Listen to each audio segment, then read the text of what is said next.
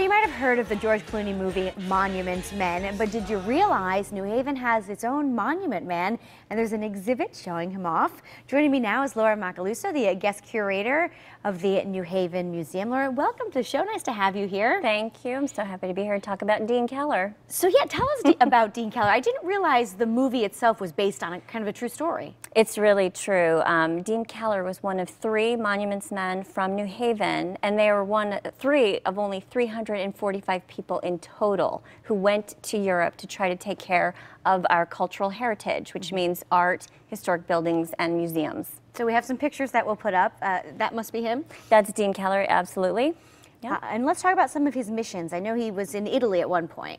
Actually, Deane Keller served, that's where he was stationed, and he followed the 5th Army. He was part of the 5th Army, and he was attached. He was in a section called the Monuments, Fine Arts, and Archives section, and they would move with soldiers, American Allied soldiers, who were battling Nazis for control of the Italian peninsula. So he would move with them up northward, heading towards Germany as the Nazi regime begins to fall. And was he able to rescue, get some of these monuments back? Oh, he really was. They were very successful, and it was the first time in history, actually, that this happened, that there was a group of soldiers dedicated to saving art, and they did a great job. Well, let me ask you this. How do you think the movie portrayed what actually happened?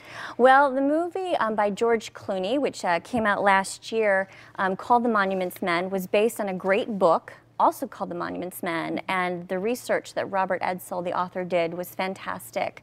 The movie is a reflection and also brings great awareness to the story, so we're happy about that. But Deane Keller's not in that particular movie because that movie is centered in France. And he worked in Italy. Deane Keller worked in Italy. But it was great to give it a little bit of attention because, to be honest with you, I didn't know it was a true story when I was watching the movie. You're right. It's an unknown story about World War II.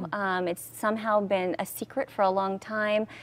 There were other and more important stories really to talk about in terms of World War II and the Holocaust. So we're happy now that it's finally getting the attention it deserves. Sure. And I believe we have a couple extra pictures that we'll put up, and you could explain what we're looking at. But the exhibit goes until May. That's right. Yep. So this picture is Deane Keller touching the forehead of a Baroque statue of Cosimo de' Medici. So the Medicis, right, are a famous Florentine family, the most famous Florentine family of all. And the Italians themselves hid the statue. I mean, this is a colossal. It's gigantic. It's bronze, so it weighs a ton. And the Florentines hid this statue in a forest outside of Florence, so trying to prevent the Nazis from getting their hands on it.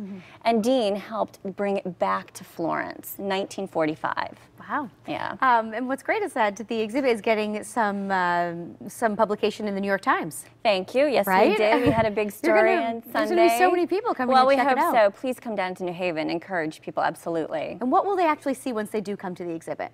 Well, the nice thing about Deane Keller is that his family donated his papers, and he kept everything, not only from his time as a monuments man, but also when he was growing up. He has his report cards from Worthington Hooker School in New Haven. Wow. So we have bits and pieces of his life on display, tracing, it's kind of a biography of his life, snippets so that you understand who he was as a New Havener, who he became as a monuments man.